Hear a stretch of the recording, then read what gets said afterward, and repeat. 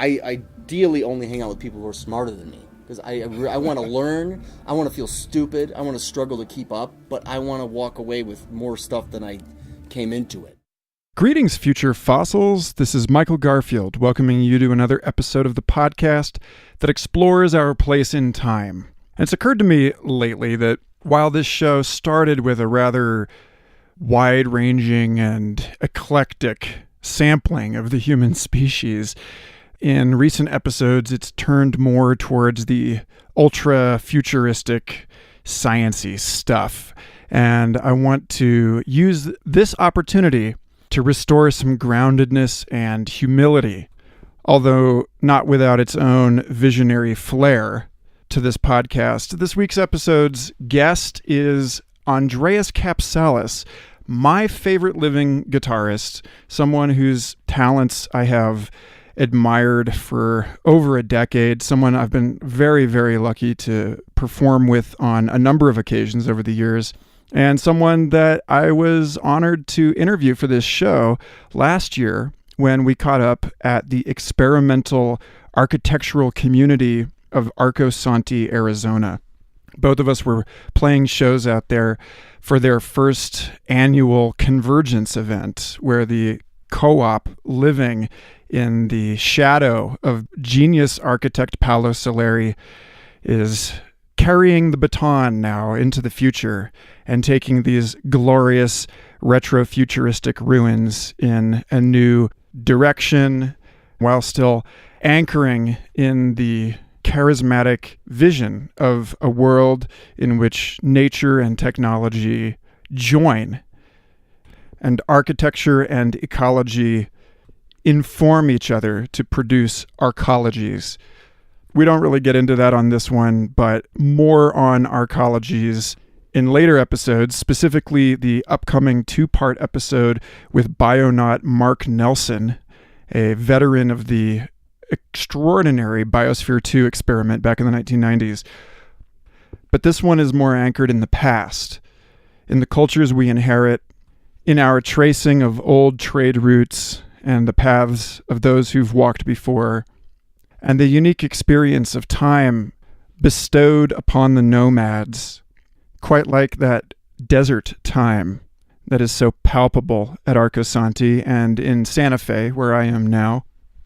A quick apology to everyone for this week's episode being so late, but I just got a new job at the Santa Fe Institute as their social media specialist, and in a ripe contrast to this episode's discussion of time, I now live within the matrix of full-time work.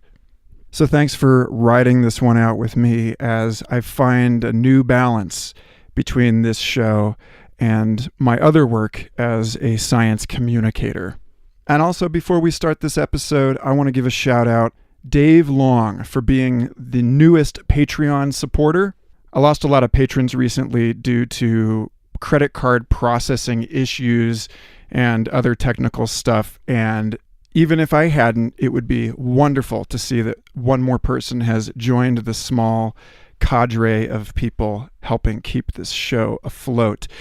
Because of my new gig at SFI, I will be limiting my time on social media. And so a big apology to all of you who have been surfing the avalanche of compulsive sharing that I've subjected all of you to over the last 13 years. But I will continue to post prolifically on Patreon all new art and music and writing. So if you'd like to stay abreast of that, please sign up at patreon.com/Michael Garfield. And even if you don't have $2, $5, $10, $20 a month, throw into the pot, then you can check the free archives there. There is a ton of cool stuff ripe for the picking. Lastly, the Future Fossils Facebook group is as alive and kicking as it has ever been. Got almost 1,500 people in there. And that's where I curate all of the most interesting science and art, past and future stuff that I can lay my mitts on. So go check that out. I am currently on the fence about whether to cap membership at 2,000 people and make it a paid group. If you feel strongly about that one way or the other, you can reach out to me at futurefossils@protonmail.com. And lastly, thanks to everybody who has been reviewing and rating this show on your various podcasting platforms. It helps enormously, and I love you for it. And I love you anyway, but it's a different kind of love. That conditional kind. So anyway, thanks everyone. Enjoy this conversation. Andreas is a fascinating person, and I'm honored that I get to share his life and mind with you. I'm going to lead you in with a little bit of his music this time. This is a piece of his called Ethnos. I believe we actually mention it in this conversation because it's one of my favorites of his. And I want you to remember listening to this, that this is all being done by one person with two hands, one guitar, and no accompaniment. If you want to see the video, which I highly recommend, there's a link to it in the show notes for this episode, wherever you might find them. Enjoy.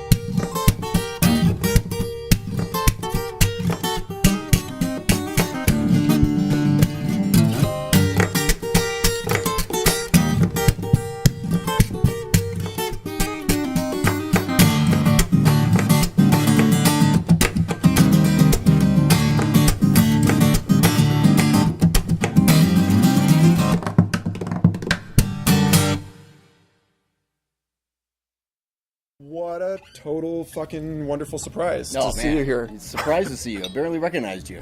Yeah, so, yeah, let's see. I showed up. We don't have to talk about your secret birthday. And Okay. but let's think about time. So, I haven't seen you in probably, 2009, I think was the last time I played a show with you. Oh, yeah? 2009. Yeah, you and Garon came through Oh, Denver. right on. Maybe it's been since then. But at any rate, it's been a while, and it Yeah, just seems very super long. cool that, that it would be here Yeah. at Arcosanti. That's in why I this was place. very surprised to see you. I don't see anybody right besides Arcosantians, you know? Yeah. And so, to set the scene, we're like sitting on this gorgeous balcony overlooking this high desert mesa canyon, and it's With just lots of snakes, Yeah. scorpions. And I saw a scorpion outside of our Yeah. room the other night, and it's my buddy Alex Feldman who insisted that I play a show here as soon as possible, and I was like, dude, I know. He said that your sense of time changes when you're out here. Oh, I can see I that. feel that. Yeah, I went for a little hike down there. Actually, just kind of went. It's really awesome. You go around, and I saw the sign for the rattlesnakes and the scorpions, and I was walking on the path. I had flip flops on, and I saw, I heard rustling. I'm like, it's not a mouse. It's too strong to be a mouse, Right. And then something scurried across the road, and I'm like, no fuck you, with my flip flops and the snake crossing the road in front of me. It's like either that's an omen, or I kept going because like the scenery was really great over there. So yeah. Well, I heard that, was it 2008 that they had the heat wave in Chicago and they found a coyote in the cooler in a 7-Eleven, like in the fridge behind the beverages? I never heard about that. No. Yeah. So, it's not totally foreign to you. Yeah.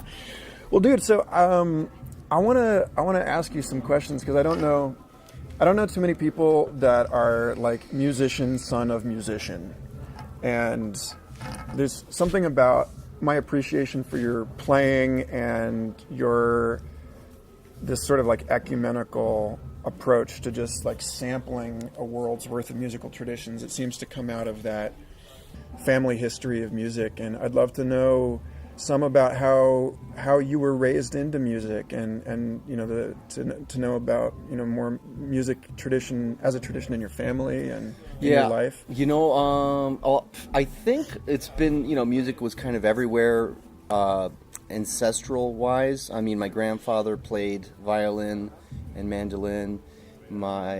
His brother played mandolin, but they were not musicians professionally. And until my father's generation, my father became a professional violinist. His brother became a professional artist, and then by my generation, it's becoming now a tradition, to kind of do that. But all my siblings who learned music and played different instruments went on to do other things besides that.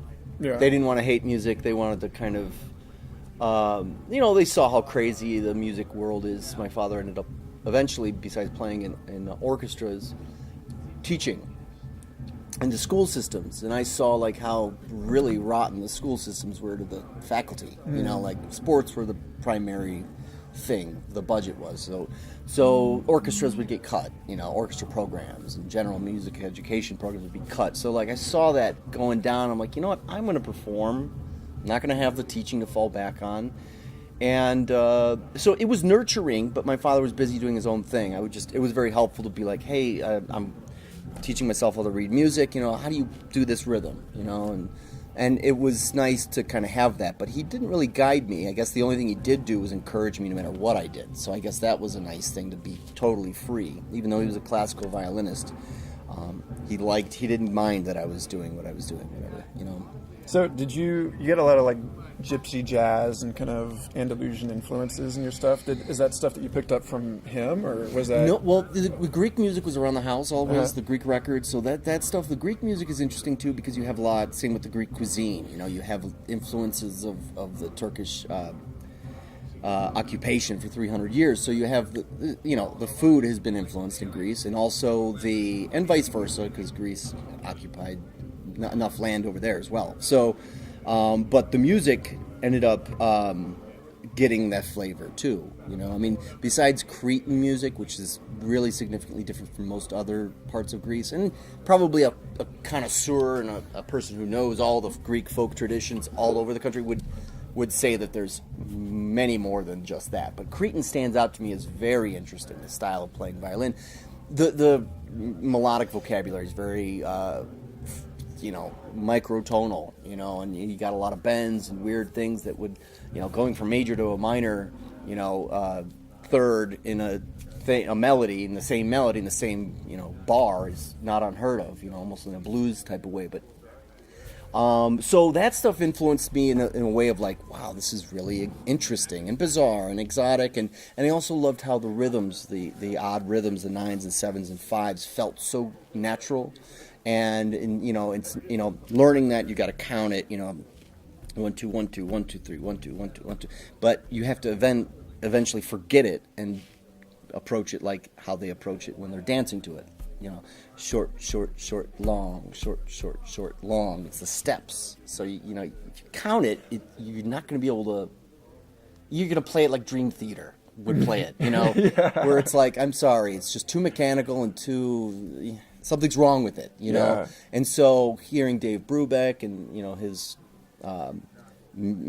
bringing world music into jazz, hearing that whole hybrid stuff going on made me feel like it's okay to dip into those other things. And plus, I like the vocabulary of those things. I like the story they tell. I like quoting, flamenco stuff to kind of paint a picture, and at the same, like a little reference. It's a reference and it's a quote, and it's also, and those not only in the chordal vocabulary, like the harmony resolutions and stuff like that, and the scales, but the energy, the flamenco dance being so aggressive and strong and prominent, and deliberate, like same with the guitar. So using those things in the guitar, like, this makes for like an exciting tune. You can't really, you can make very emotive stuff and contemplative stuff, but generally, I always think of that music as very strong and passionate. Fire. I see fire when I hear that music. A lot of the Greek music, I don't really hear that. I hear very passionate things with that too. But the guitar is so prominent in the flamenco, And yeah, and a lot of the Gypsy, Roma music, guitar's everywhere. And I like hybrids. I'm into it's fascinating, the Gypsy Roma music, or the klezmer, these things combined with other things. It's exciting. That's why, like, the French gypsies sound different than the Spanish gypsies, and they sound different from the Romanian gypsies, and I like that, the region and the mixing of the cultures, and develop something completely new and exciting. So that gave me room to be like, I can do that. I can combine stuff. I think it's more exciting that way. Anyway, Yeah. I love traditional food, but it's always interesting when you have Vietnamese French cuisine. That's always kind of interesting. So, so that's pretty much that. And I think having that freeing thing in the house and also being exposed to some ethnicity, because I'm very American. I'm Greek American, but I'm very American. I love American culture, American music. I love this is why I love this part of the country. Because the history of this part of the country doesn't exist anywhere else at any point in the history of time. The whole natives mixed with these European, Dutch, Spanish, all these different people looking for gold, and then you got the Roma gypsies coming here, you have the opium dens, you have all this mythology going on simultaneously, and it's so exciting, it's so colorful. So colorful, So I love being out here because it makes me. It's a cowboy movie landscape, And this is like, wait, this is Italian. This is Italian. It's very clearly, like the whole Solari being born in Turin, and then coming out here and you got the cypress trees and the olive So once trees. again, a freaking weird mutation that's like Italian, Old West, And when you put it like that, it makes a lot of sense. Yeah, well, the olive trees. It's like the yin-yang of the spaghetti western. It's like, we're going to throw the visionary future of some mid-20th century Italian architects into the Wild West. It's like a historical, I forget what you call it. Like, not that, to call it a backwash would be wrong, but like that counter. Well, I like exchange. juxtaposition. I like contrast. And I also like, it's really not much contrast besides my limited view on time and place and these things, So because this looks like Greece too. This landscape. So it's really, if you drugged me and brought me here without me knowing and said, "You're in Europe, man," I'd be like, "Really? Where? Like Spain? Where is this? Like southern Spain? What's going on?" I would not even know this is Arizona. That's kind of really nice about Arizona too, because it's so colorful and really exotic to me. I mean, there's so many other places I haven't been that I'm sure are equally exotic, but this just kind of stuck with me, I guess. That in that vein, I got to go to Europe for my first shows last summer. Oh, I nice. played at Boom Festival in Portugal, and I didn't get to see anything other than Portugal. But like, having grown up in Southern California, Portugal I was like, I feel very much at home here. Yeah. And there's that sense of what is like the western coast of any continent is more like the west coast of any other continent or any like major landmass, and the east coast is more like the east coast of every There's other place. those similarities, Yeah. absolutely. Mountain people everywhere are kind of a certain way. Yeah. Food, the traditions, are kind of, even though there might be variations on it, it's an interesting thing. So do you spend a lot of time out there? You said you've been spending more time out in Europe on tours lately? Well, it's been boiled down to about twice a year, and it's been sometimes about 2.5 months, sometimes a month, sometimes just a few shows, sometimes too many shows, and I like it. I like it a lot. It's nice. It's tough being away for very long. I like sometimes that I don't speak the language and I can kind of disappear in the background and not have to converse, and I like to watch people and learn from other cultures more than sharing my stories with them. But I like to share and I like to learn. So it's great. I want to explore it all. My big plan now is I'm looking into the concept of getting either converting a van, doing solar power, try to do it off the grid style, so I can literally just tour. And if I want to live in Oregon for 2 months, I can. If I want to live in Southern California for 2 months, I want to really explore every inch of this continent and not worry about, well, I got to get back to Chicago. I would like to be like, I can just camp out in New Mexico desert for 2 months, book some shows, and arrange my schedule for the next 2 months, and then go and do that, and then end up where I end up. And that's just super inspiring to me. Well, that's an attitude I feel like on display in the music. Your music breathes a lot. There's a lot of pauses. I was like, the set you played today, I was like, oh, you've got that natural rest in there where you're going to tune. And it's like, oh, it's a little out of tune. Good. Thank God I have a natural rest. And I was forgetting in my own composition, to see it in that sort of webbed out metaphorical way. I haven't given myself a lot of rests in my compositions, and in the sense, live by the sword, die by the sword, or we die as we live. And I was like, oh my God, I'm writing music the way I'm living, where I'm not giving myself these moments to pause and reflect. But pausing in music, inserting silence is one of the hardest things to do. You know what I mean?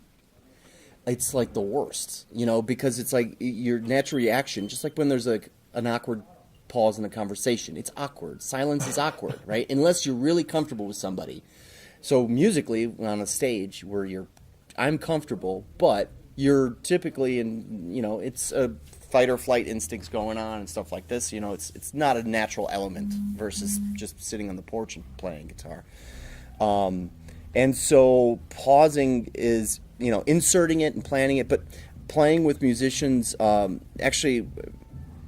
this concept kind of sat in my head for a decade after I met this percussionist who got the trio. Basically, he was in the trio before Darren was, and he pretty much was the reason that kind of branched he was experimental percussionist. He was a very avant-garde composer himself. So, what was his name? Kotaro. Okay. Yeah. Yeah, and so he introduced all those things, and then basically when we got Darren in the band, we said, play what Kotaro did, with the bowing cymbals and experimenting with different sounds, percussion sounds, and I, and that also kind of aligned with how I view the guitar. I want to do things, as many timbres as possible, try to, if I can, manipulate the tradition of how it's played to get some other effects for broadening the palette, because it's solo guitar. It's like, oh my God, it can get very boring, very redundant, if it's not, those little flavors and timbres don't change, you know.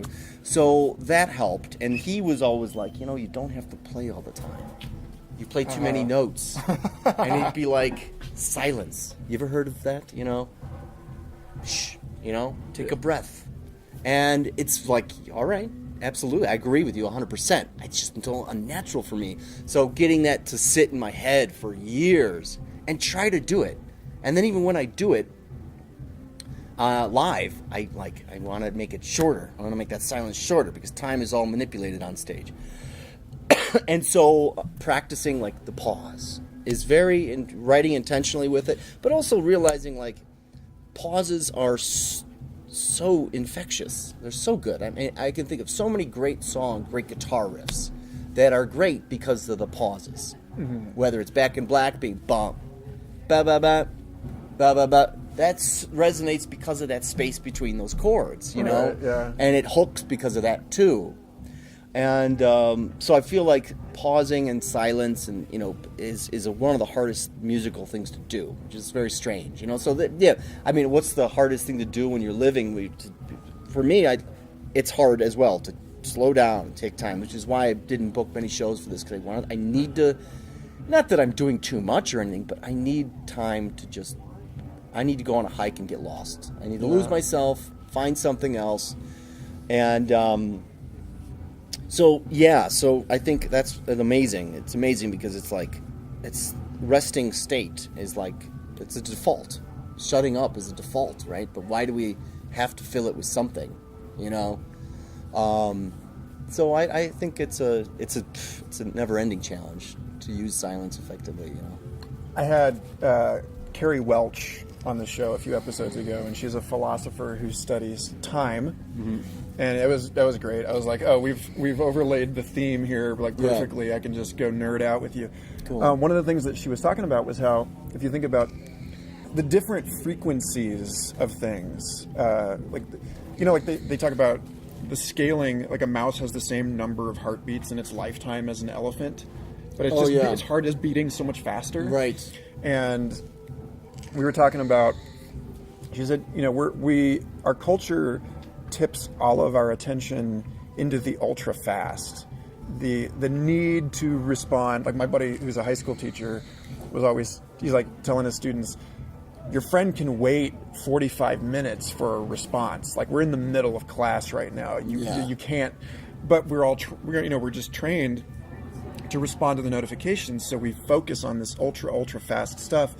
And she's like, if you want to be a complete human being, you need, you know, it's not stop with the phone. It's not stop focusing on the ultra fast. Yeah. It's balance the ultra fast by like hanging out with a rock or a tree. Yeah. You know, like spend some time in that like there's a Taoist energy wizard type guy, this guy Montauk Chia, who talks about if you want to make friends with a tree, you have to sit there for like at least 9 breaths, maybe 18 breaths, mm-hmm. because the tree is going so much slower than you are that if you just show up and like give it a high five, it's like you didn't even. It's like you blinked and you're gone. It's like between the two frames of a movie for that slower thing. Yeah, when I grew up in the suburbs in Chicago, you know, the suburbs suck because they're void of culture. They're just horrible places to grow up. But they're, you know, it's the lack of nature, especially there. You know, I mean, it's still nature. It's a suburb. There's trees, lots of nice trees, but it's flat and it's overpopulated mostly, and everyone's the same. There's not a ton of diversity, and so I worked at a greenhouse for about 10 years just to get away. I started volunteering, and eventually they offered me a job just to come in on the weekends and water the plants. So I would do that, and they had a big compost pile in the back, and I would always take plants that they threw out, and I'd take them home. I'd try to nurse them back to health, and that was very therapeutic to me. I felt like it was an escape from this otherwise very boring. And so forming a bond with plants, and actually I brought a plant from my friend in Sedona that I've had since I was about 15 years old. Oh wow! It's an offshoot of a bigger. It's a Brazilian yucca. They threw that out and it was diseased. And I called and I asked. I called the horticulturist and I asked if I can take it, and they said, yeah, absolutely. It's diseased though, so it's probably not going to do so well. And the disease pretty much went away. So it just And I found at any point in life when I've had a good relationship with plants or nature, I'm doing better. And just being in nature. I mean, I like going off hiking by myself more than I like going with people, because a lot of times people like to talk. But I do have some friends that I like to go off with, and we end up getting into conversations about life and catching up, and it's venting. It's very nice, and it's also great physical activity. But also, for me, it's nice to be in awe of beauty, and that for me is like the most amazing thing. Like, I like to come, like, all right, when I went to the Everglades with my brother, this was like post the election, when I pretty much didn't want to be scared of some psychotic person anymore. I wanted to be scared of an alligator that can maul me to death, That will put things in perspective. Yeah, let's have some real fear, So we went down there, and we're just, once again, I struggle to have these outdoor skills, I camp, I do these things, but I wasn't raised in that family setting. So we were in the Everglades and canoeing around, finally saw a huge alligator, kind of from the canoe. Yeah. From the canoe, which is like, we're not really, I'm not a professional at that either, so it's not like, flipping it. And I flip canoes where there's alligators in the water and stuff like that, and that gives you a bolt of like, somehow run in the water if you can, and run out of the water onto land, even though they're faster on land. Yeah, they love the thrashing too, I'm sure. Yeah, and it was like near an area where the guy's like, hey, well, there's a big mother alligator that just gave birth, so do not go this way. But either way, there's an alligator in the water somewhere that's pissed off at having outsiders, So that's not, and it's nice to be in nature that's dwarfs you, that you are insignificant. Besides global warming, that you have a higher chance of dying, in Colorado mountains, than you killing the mountains, So I like that element of being scared. Being in a place that is so beautiful, so powerful, and you're so insignificant there, Even if you start a forest fire, it's going to grow back and be fine anyway. A couple years later, and you could burn to death, and it doesn't matter. You don't really matter, Being reminded of that is very important, and that's why city life, being around.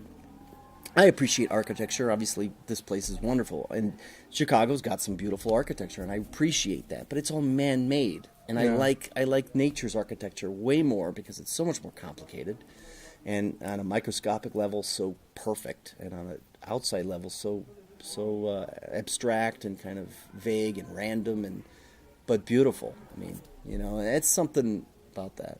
So, like on that note, I was talking with Tang, the guy that was helping you with the sound over there, and he played a DJ set last night, and I was talking about the how much I appreciated.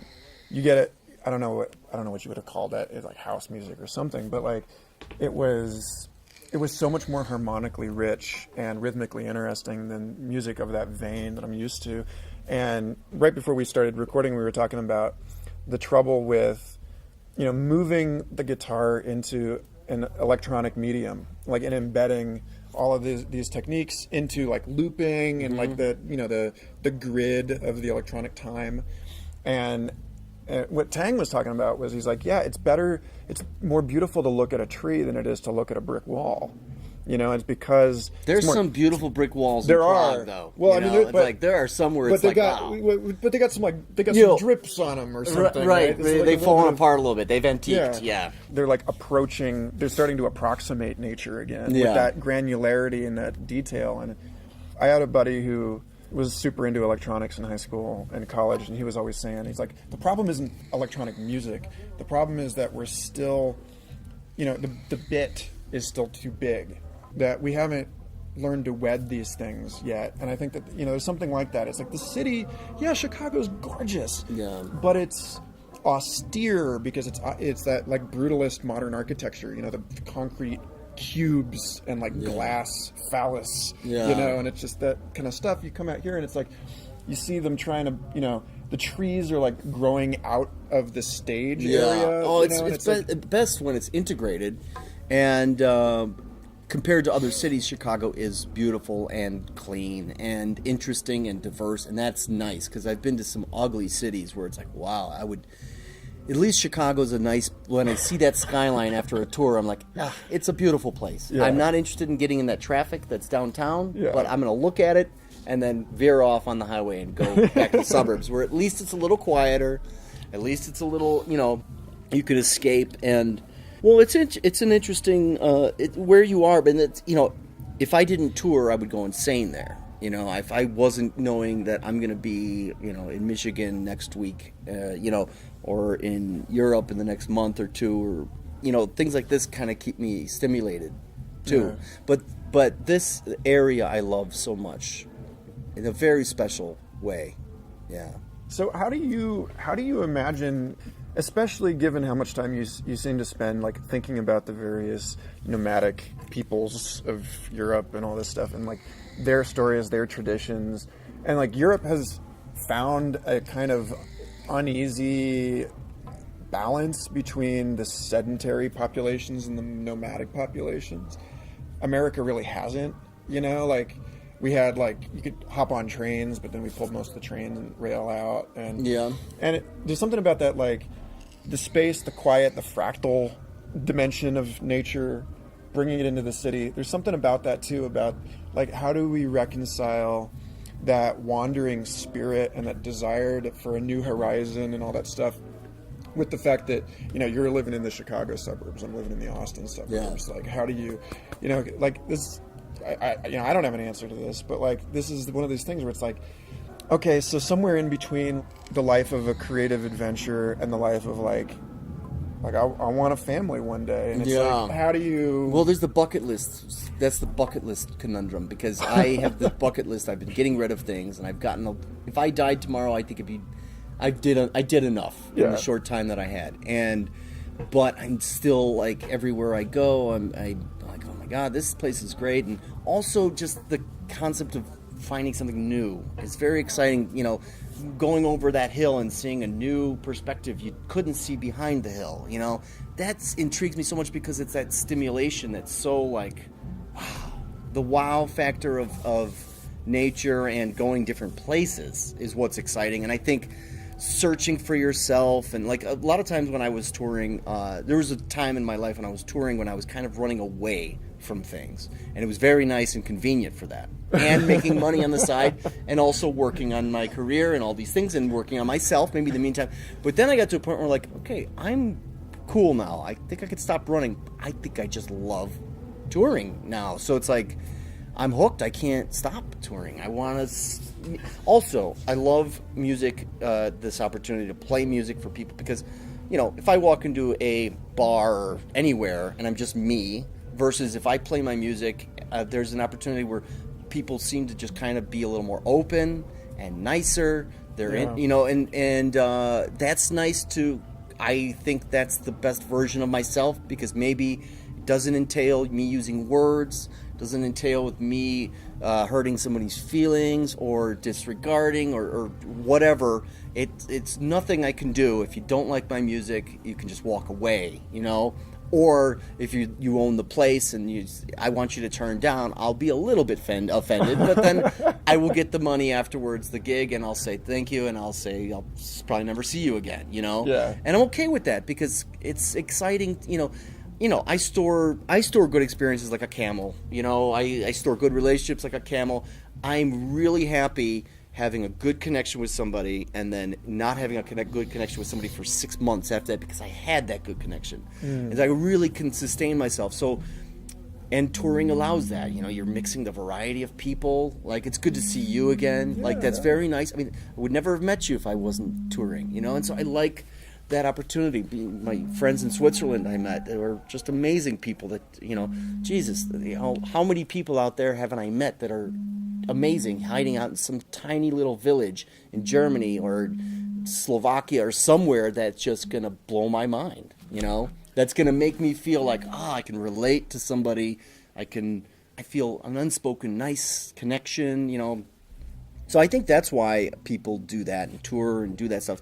And, I have friends who are, family who are, they have families. They can't do that, or musicians, mutual friends who teach all the time, and that's all they do. They got their steady income, and that's great. And me, I'm like chasing 1 month to another month to another month to another year to another year. Every year it's different. Every month is different. Every week is different, which is great. Whenever I talk about it, people are like, "That sounds amazing." But then I'm like, "Well, yeah, there's something to be said about stability, Right. and planting roots and all that stuff." But then You get a circuit now, at least. Like you're saying, you Yeah. came out here, and it's like these people know you, they love you, they want you back. And Yeah. it's like you are building something, at least. Absolutely. Right? No, it's a family. It's an extended family. It's nice to feel, and it's nice to meet unique people. These people are unique. This situation is unique. This is bizarre, and I love it even more because of that. Because they're free thinkers. They're so cool, in my opinion. I admire these people so much, and I don't know. And also, it's the exploring thing. I don't know. Whenever you see that's why whenever I see a cowboy movie, they're going exploring one town, or you see a movie where two guys are in a convertible driving down the desert.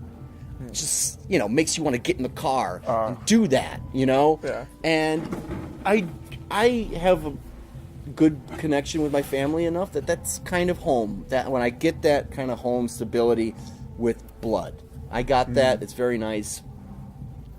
When I'm in Europe, I have a gal out there and in Poland, and that's a very nice home base there, It's difficult to maintain a relationship when you're constantly running around and overstimulated by different places and different experiences to maintain long distance anything. But my family's always been super do your thing. But my parents, they were always jealous when I'm going places. I'm going to go with you. I'm going to go. And I'm like, well, they're in their 80s, so it's not super convenient. I'm like, I do long drives. You're going to be very uncomfortable because I go for 10 hours at a time. And so finally, but I'm also I've been on tour for the last 3 weeks in the UP, Southern Illinois, and then now I'm out here. And then, so they're coming out to Sedona tomorrow.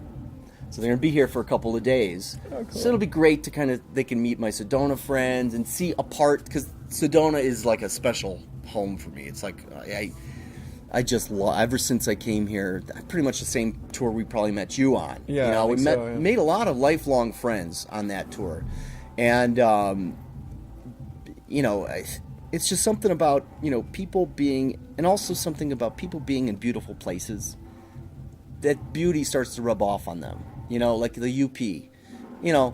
It's really nice. It's vast. It's beautiful. It's not as mountainous, but it's nice. And you got the beautiful Lake Superior up there.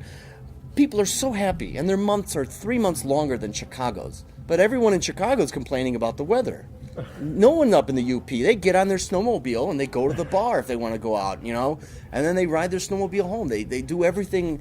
They adapt to the weather. They're happy people in the winter. I don't like thinking about touring in Chicago in February. It's slushy, nasty.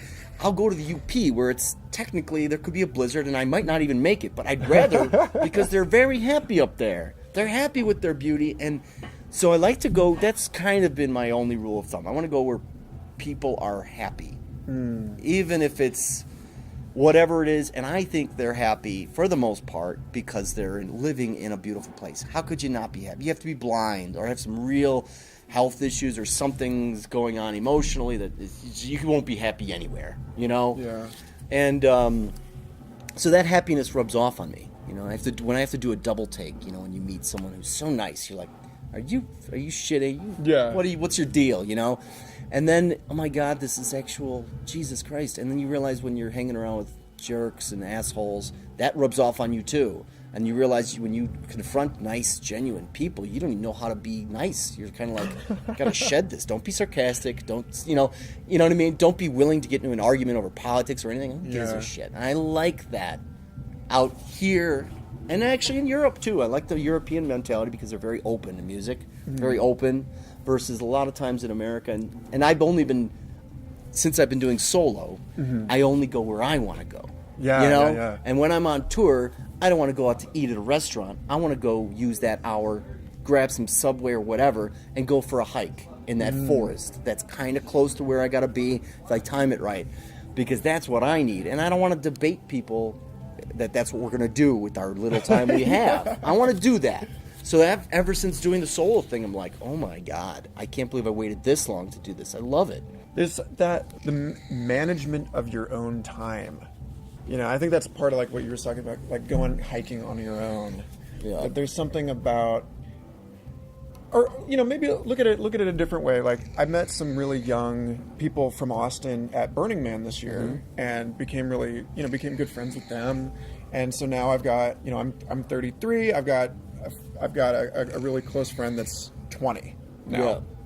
And it's fascinating. It's like, it really, talk about hanging out with like jerks, hanging out with, nice people.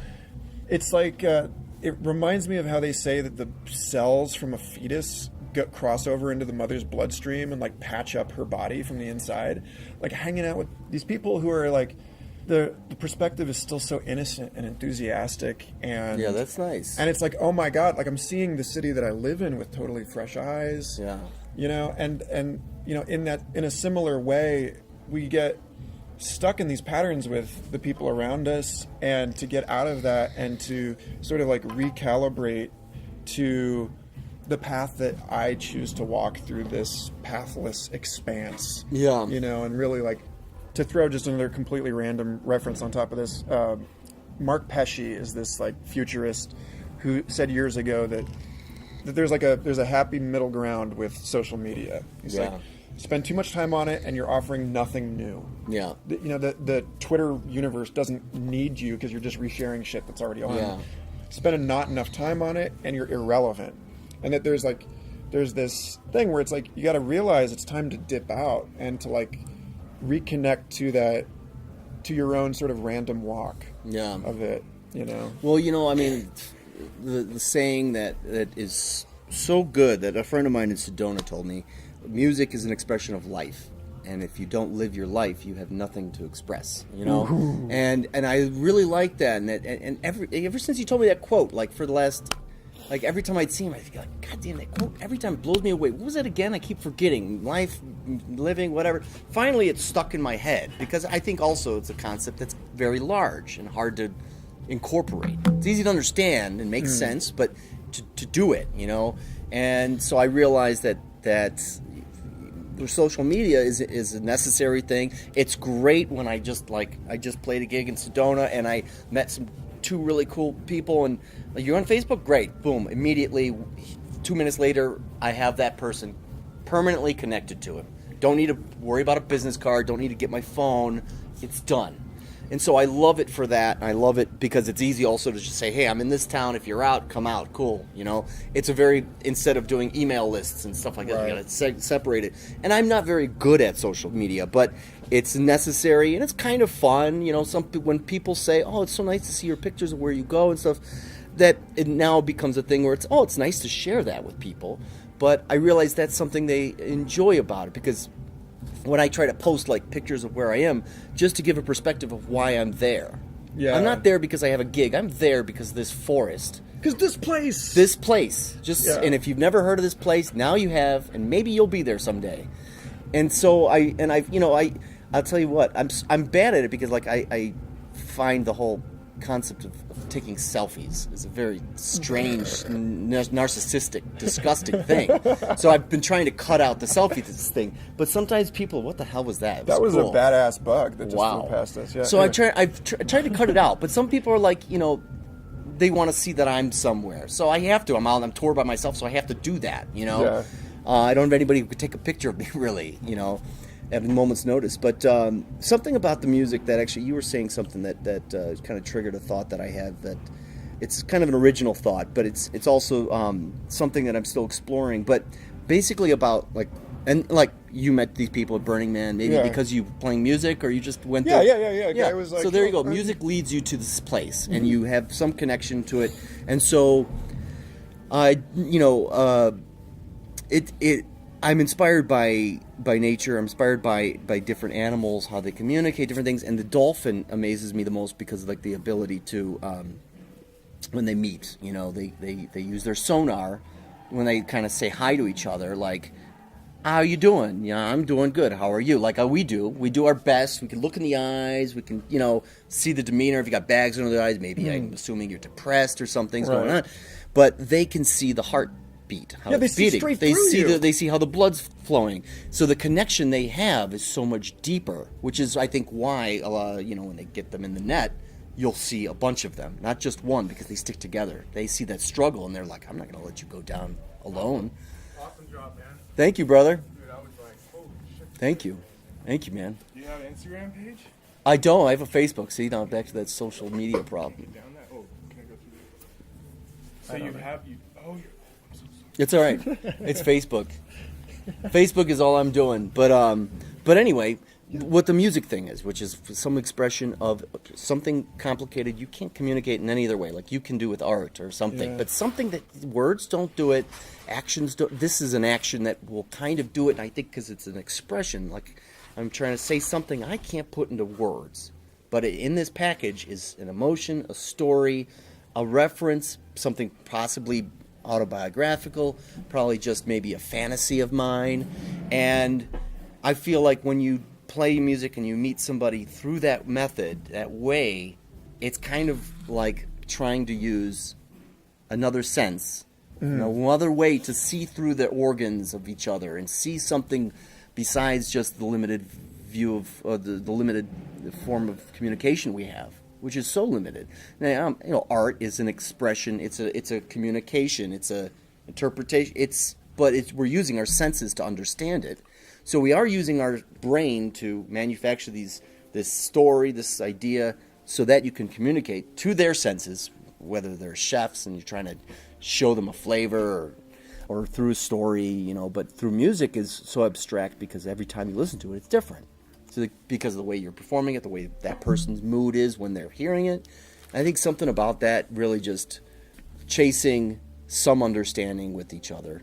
And I think whether being on tour, the exciting thing is playing in front of people and having that communication potentially. And if not, well, hey, you're in a beautiful nature, maybe you can communicate with some trees better. I don't know. Something. If all else fails. That thing At is least like, nature, there's like... It sounds like you and I might have a similar... I almost would call it like a character flaw, which is like booking gigs for, like, because I want to play in that space. Yeah, I want to go hike over there. I'm whatever. a sucker for that. Like, just constantly like, yes, I played a natural history museum. Yes, I played a cave. Yeah. And it's like, wait a minute, I should be, I was in the airport the other day, and these guys, I was like sitting just practicing, and then these three dudes walked in with their guitars, dropped their case, opened all their stuff up in front of like a team of like 30 cheerleaders that were there for something, and then started singing, and suddenly like 20 high school girls had their cameras on these guys. They were just playing a free show in the airport, and I was like, I'm doing this wrong. Like, I'm sitting here thinking like this is like I'm having dreams where it's a beautiful landscape and I don't remember the people. Yeah. And I like keep forgetting somehow that it's like it's not just about doing like an improv set where I'm channeling the energy of a place into that musical sound, but that's for the audience. That like podcast called Future Fossils isn't just about the people who are going to listen to it after I'm dead. It's about the people that are here now. And so I'm curious, with you, like, getting to travel all over the world, getting to play, do you have a sense that you're, like, fulfilling, like, an ecological function? That you're, like, carrying culture from place to place? And, like, it's bleeding into you, and then you're like, the carrier of that thing, and it's spreading over there? The tradition of, in an ugly way, I'm like a traveling salesman.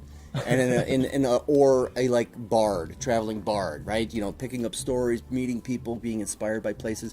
So, like, I've been inspired by this place for the longest time, and I haven't written a song about it, but like I think, if I really got into what's going on here, and maybe something that'll hit me. But I do pick up something and things more. Maybe that's something it's hard to express. Like I can tell you, the combination of like the cuisine in southern Germany and the landscape and playing these very old places is very stimulating, and I can maybe that will inspire me, and telling somebody about it or sharing my music with these different cultures, I'm taking something out of it too. I'm taking an experience out of it that maybe I'll share with somebody else, but I think that ultimately it's like it's an old form of communication, just traveling, and that's sharing. That's what the Roma Gypsy people, when they bringing this style to this country. It's like pre-internet mobilization, and or information or whatever, This is one way that allows you to kind of do that, is be mobile, and performing is a great way because you have usually willing listeners, Yes. and ideally, right? And then you have an opportunity to share what you do, and then meet somebody super interesting and maybe make a lifelong friend or whatever. But I think, I don't know, maybe I got off track, but the profoundness of traveling and being out of your element, but being open for experiences and people is very exciting, especially when it's like people who blow you away, because I'm a junkie for good wine, good nature, good food, but good people blow me away. I want to be like, I ideally only hang out with people who are smarter than me, because I want to learn, I want to feel stupid, I want to struggle to keep up, but I want to walk away with more stuff than I came into it. Yeah. So that's another thing. I think I'm a junkie for the wow factor, but also I want to learn them. And also I potentially probably have a slight learning disability that's never been addressed, which I have attention deficit, whatever the hell it is. I mean, no, I don't want to be diagnosed, because I know I'm also a defeatist, and I'll see it's that. I'm bipolar. Yeah. It's because I'm now I'm a manic disease. depressive. Yeah. I will assume that, I will live that, I'll become that. It'll destroy me. So I'm in denial about it. I won't tell you that you're a guitarist then, because then it might create some sort of like self-defeating, limiting assumption about yourself. The guitar allows me, like it does you, to do things that I would never be able to do. Meet people that I would never be able to meet, because I'm not that great of a conversationalist. I'm not that good looking. I'm not that charming. I don't have that much money. So it's like, all I got is the guitar.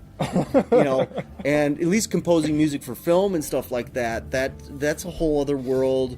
I like the guitar because it's my tool for expression.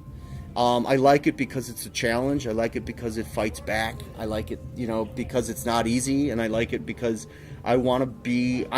My idols play until they're dead, so I know I'm never going to stop chasing some form or version of perfection, or at least ultimate channeling, going from brain to fingers, or soul to brain to fingers, or whatever, and then communicating that to somebody who ideally sees something in it that I didn't even see, and maybe, creating something beautiful. I want to be beautiful because I feel like I admire beauty. It's my ultimate, inspiration. It's like, so I think that's the best you can be. The best you can be is that. Like when it's Sedona, I'm always cooking for my friends there. Nice. What do you guys want this time? So we made a nice, really good mushroom soup for them because they were craving mushroom soup. I love doing that, and then having that experience, and then sharing a night of bourbon, staying up till 5, and seeing the stars, and just talking about life, laughing, listening to music. This stuff is my... And then having a hangover till 3 in the afternoon. But whatever. But you can do that because the gig's not till 9. But I'll tell you, I got bronchitis when I got back from Europe about 2 weeks ago, and I never get sick, And so they checked my liver, they checked everything's fine. I'm not So I think all this fun stuff. There's something to be said about the fact that what it's doing for my spirit, my brain, or whatever, having these good experiences, far outweighs whatever toxins I'm exposing myself to, because I'm actually more toxified by bad vibes from people than anything else, because I carry that and I digest that. You smile at somebody and they just like scowl at you, and you're sitting there the rest of the day. Oh, you're just negative. What the fuck is wrong with that person? Negativity just drives me nuts. I can't, and I absorb it. I'm a sponge. I can absorb people's energy. Also because if they're sad, I want to take it away from them, and things like that. Because I'm a sucker for the empathy thing, because I got it pretty good, and when you're raised with a lot of love in your life or whatever it is, I store that shit like a camel so I can give it away for free. And some people will take advantage of that and expect more, like a drug, like I'm a drug dealer of that. So that, What's the problem with being beautiful, though? getting away from it. People, the more you put yourself out in that way, the more people are like, they want to, because it's like you got the shadow of like, oh, I'm not that asshole, which is like, okay, no, you are that asshole. Like by trying to remove that evil from the world, you're that evil. But it's the same is true of the other thing too. And people come, it's a weird thing, like to be excellent. We're saying this is the excellent club here. No, but like when you talk about moving from a position of maybe like sort of like social awkwardness. So like let me come up and play guitar for you because that's my strength. That's my greatest way to communicate. But like the way that we have it set up in the culture is you're literally elevated above everyone else. And so when people see you up on stage being a badass and like just making an earnest, like humble heart offering, I've noticed that often like people will just like put their own shit on you. And it sometimes it like gets in the way. Well, you're exposed when you're performing. You're exposed, and I'm an introvert by nature, which is why I can be in the car alone, go on hikes alone. Really like alone time. I need it in order to balance the social environment that I put myself in. And once again, the positives are I just met some cool people this time. But it's gonna happen. You're gonna be an asshole. You're gonna meet that, and just as much, because I find myself so many times where I have to I am so angry. I mean, I'm a really angry person. I got a lot of pent-up anger, and mostly from kind of having social awkwardness growing up as a kid in school. I didn't get with anybody, didn't understand anybody. So music, I used that bitterness that I formed to start my music, because I'm like, I'm going to fucking... Chicks don't talk to me. I'm going to be so fucking good that a hot chick will talk to me just because I'm that good. So that was for the adolescent reason, because I've got too much fucking hormones going on. I don't know what to do with it. But also it's like, all right, I suck at math, suck at this, suck at that, sports. That's why when I cut my tendon, it was like, all right, now everything's gone. Everything I was good at is gone. Like, hey, don't pick on that kid. He's really good at guitar. That's gone now. So then having that desperation of like, I'm going to, when they're like, you're going to have to start therapy. I'm like, please, I'm super depressed now. I can't play guitar anymore. I don't know if it'll ever work again. They're tying it together. It might not take. That was when? What year was that? I was about 18 years old. Okay, yeah. And so then I learned the technique on the guitar because I was going insane. And then they're like, therapy. I'm like, no, physical therapy. I'm like, oh, I kind of need the emotional therapy too, the psychological therapy at this point, because... And so I did the physical therapy, and then I did all that thing, and eventually it healed perfectly. But without having that obstacle in my life, I would never have developed that adaptation, which is why it's amazing when people are blind and they can hear way better, taste. I can only imagine.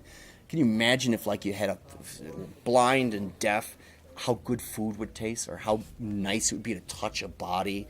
Oh, yeah. I mean, you don't have any clue. Scent of a woman, because right? we've divided our senses in order to kind of have everything work together. You can only focus so much. Like when I'm driving and trying to concentrate, I can't have music on. It's just throwing me off when I'm looking at directions and multitasking like I shouldn't be doing. That's multitasking is a fucking problem too. Yeah. That this society kind of...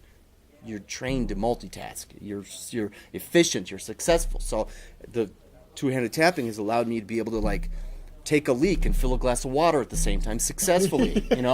And they say that this is not good for your brain. It can overload it and cause problems later, dementia or whatever. I don't know if that's proven, but I read that multitasking is not good. But I like to do things and I like to be efficient when I'm doing. So that's opened that door because I'm not ambidextrous. So But I guess that's multitasking thing is like a hyper functionality, for what reason, I don't know, but it's, to be more efficient, but then you lose out, and then you can't slow down, you can't be quiet, you can't do this, and so the music teaches me how to be a better person, I think, too. I mean, I started off just to express myself and get my anger out. And also I viewed it as the whole idea of the battery, the whole, the Baghdad battery. You could use vinegar to power. You use something bitter. I always looked at bitterness. I always welcomed it. So I welcomed when people would be shitty to me, and I'd be like, I got some fuel. I got some fuel to power this Yeah, shit. come on. You know? Sprinkle some hate on this. So I always thought that I always tried to make the best out of the shitty stuff because it is a effective fuel. Like when my first girlfriend I ever had called me up and said, I'm sorry, I don't want to be with you anymore. I was like, you fucking bitch. I'll show her. You know? The guitar? And I took it into the guitar. I took all my pissed off anger. And so actually it's nice. After just saying I'm a very angry person, you know, I realized like I haven't been angry since I've been on tour about anything. And it's very nice to get, it's a distraction perhaps, or maybe it's healing that anger. I don't know what's going on with it, but it's nice to not, oh yeah, I haven't been angry in a couple of weeks, so let's just keep that. You know, I don't know what's going to set me off and make me angry again, but this shit is all very good for whatever's wrong with me. You know, dude, that thing about your hand and how, you know, the like fear, like the very real possibility that you like just lost function with that hand, and so you're like, fuck it, I'm gonna learn to play with the other hand, just the other hand. I think about that story all the time. I wrote a song about my buddy who had a really I forget, you know, some form of tendonitis and couldn't play the guitar for like the better part of a year. Stuff. And like all this horrible shit happened to him while he couldn't play the guitar. But then he got like the guitar, he got the use of his hand back, and I was like, but it doesn't, like all of that other stuff kind of doesn't matter. But like I think about your story in light of the value of limitation and the value of challenge, and like the way that these things, they give us, it's not just like the fuel, like the, you know, the Baghdad battery, right? But like you're like you get sick, so you have to stop for a while. You have to sit and reflect. Yeah. You know, like you think things are going really well, and then, you know, the girl that you've been dating says that, you know, you've been like a huge prick, and like you didn't realize it, and like you got those moments where you have to like, you get time out. You have to stop and be like, okay. Yeah.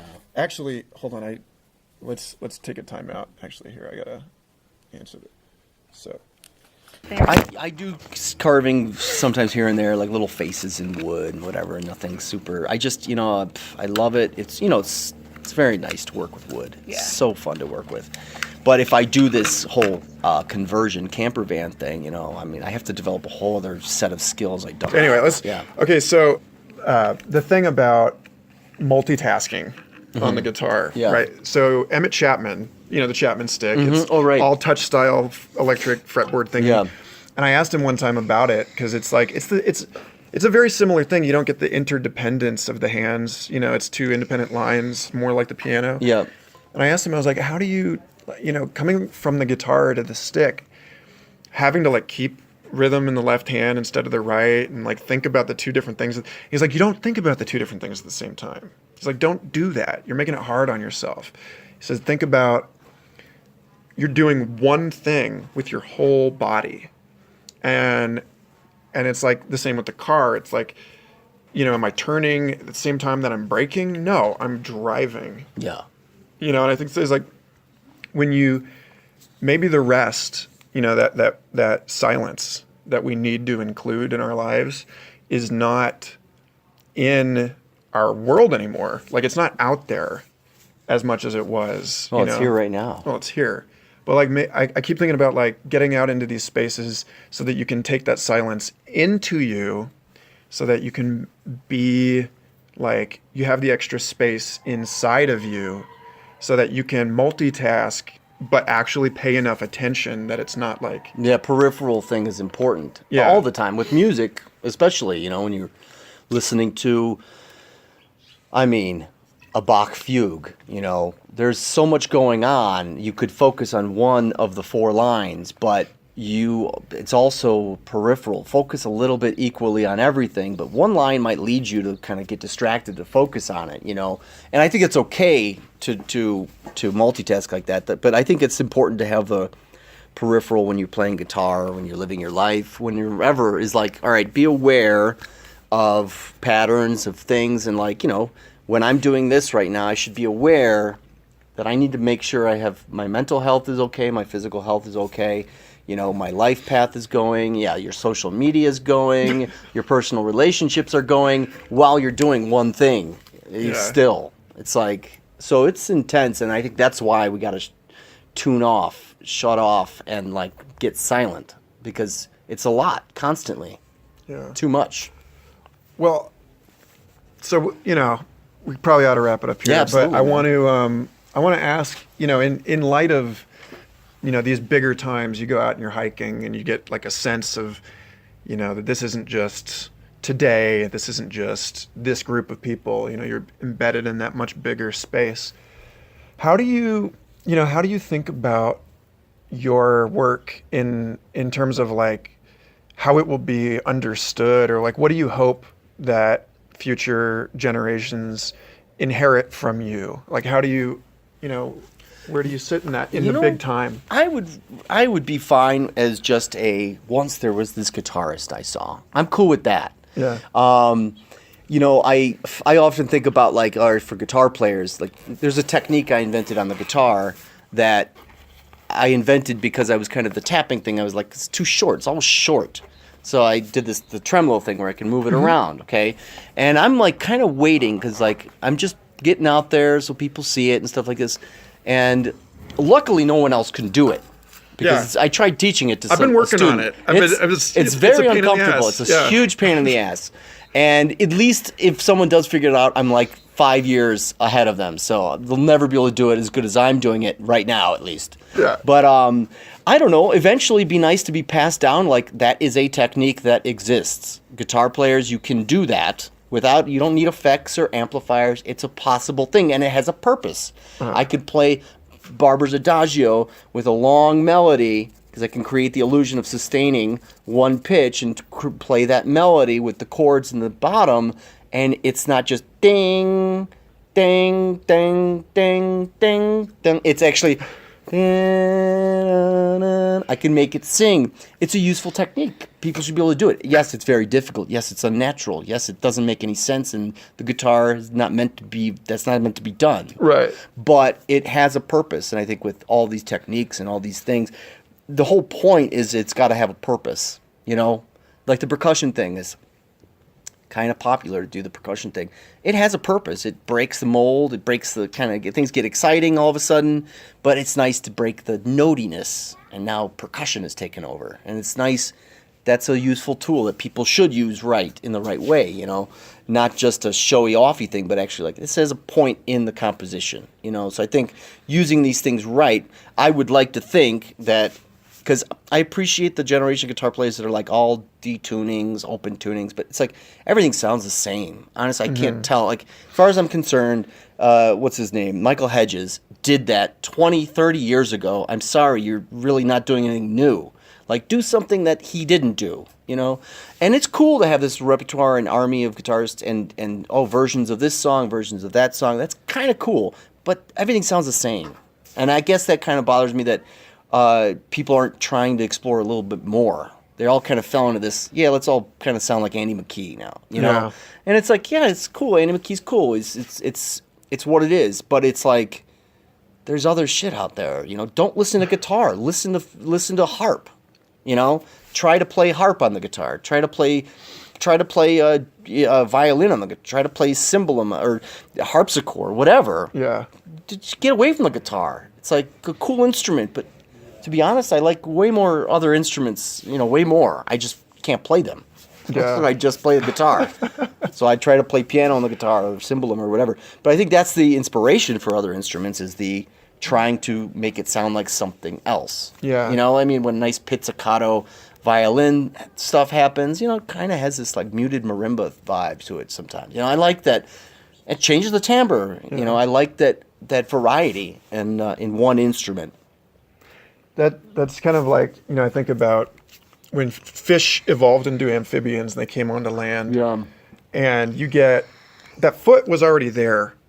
It was already there. The fish with a foot existed. And then that pool dried up and the foot became a foot. Like it took on a whole new thing. Oh, I can walk around with this. It's not just about holding on to a rock, And I think about the guitar in that way. And it's like, it's so obvious in your playing. It's like, this is just a thing. If you were to like find this instrument, you didn't know it wasn't a guitar, didn't know it was an instrument, how would you play it? Right. You know, and that's, you know, stepping back out that way.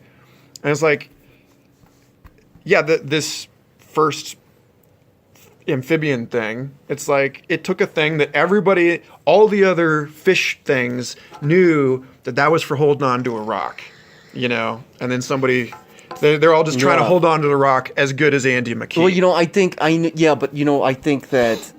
music is I would call it like we're this human and we're eventually going to be this human.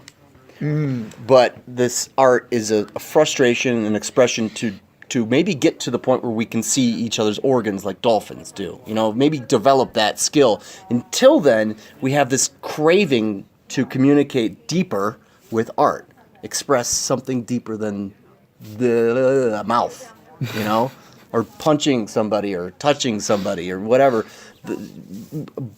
beyond what our senses can do, or an extreme version of our senses, intuitive thing.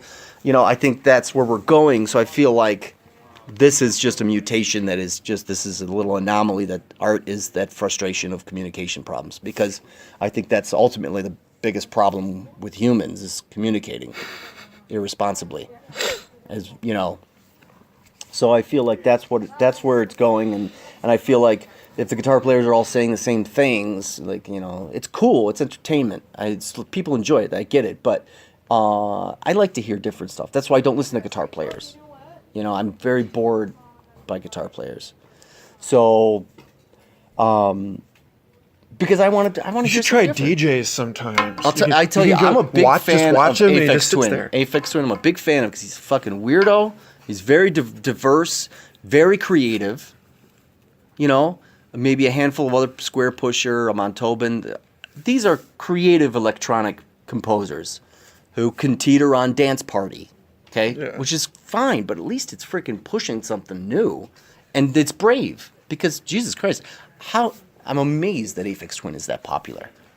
I'm so glad so many people like a song about milkmen, you know? Sorry to interrupt. That's all right. You're looking for a way down to the pool. I think we have to take this. Yeah, I think you guys got to go around. Out and down. Or maybe, I don't know. Yeah. I doubt that ladder. Sorry. Are you going to, rappel down the side? If you... Yeah, do that. Or your glasses. Saved by the vine. Awesome. My savior. Clowns. Yeah. Well, man, it's been cool. Super great having you on the it's show. so good to see you, man. Just like seeing I said, you is wonderful. I was like, God damn it. And I've seen your pictures on Facebook, so like I know you enough, but I'm like, in person, I'm like, no, I don't know. It's different. It's been like 8 years. Yeah. Dude. You're off the hook. Anyway, super great. So good to see you, I'm so man. glad. I'm always grateful for an opportunity to turn more people onto your You're music, the sweetest, man. You've always been such a great guy. Appreciate it, man. Bye. Thanks again for listening. I hope you enjoyed that episode as much as I did. Future Fossils is part of the MindPod network, along with Third Eye Drops, the Astral Hustle, Synchronicity Podcast, and an oodle of other fascinating programs. I encourage you to go to mindpodnetwork.com and subscribe to them all. And stay tuned, because we have some awesome episodes coming up on Future Fossils. But for now, may your now be exquisite, long, and wonderful.